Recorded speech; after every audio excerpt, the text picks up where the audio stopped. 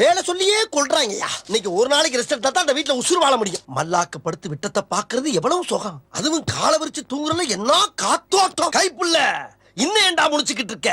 தூங்கு. சங்கீத ஸ்வரங்கள் ஏழே கணக்கா இன்னும் இருக்கா எந்தவோ மயக்கம். என் வீட்டில் இரவு அங்கே இரவா இல்லை பகலா எனக்கும் மயக்கம். நெஞ்சில் எந்தவோ நினைச்சு நானும் நான் நினைச்சேன் ஞாபகம் வரல யோசிச்சா தெரியும் யோசனை வரல. தூங்கனா கண் இருக்கும் எல்லோரும் தூங்கத்தான் செய்வார்கள். ஏதோ அலுப்பில் கொஞ்சம் அசந்திருப்பேன். உலகையே கட்டி காக்கும் திருமால் கூட எதற்காக பாம்பு படுக்கை வைத்திருக்கின்றார்? இவ்வளவு ஏன் ராஜராஜ சோழன் கூட போர்க்களத்தில் குதிரையிலே தூங்குவார். தூங்கிவிட்டேனாம், அதை பெரிய துக்கமாக பேசுகிறார்கள்.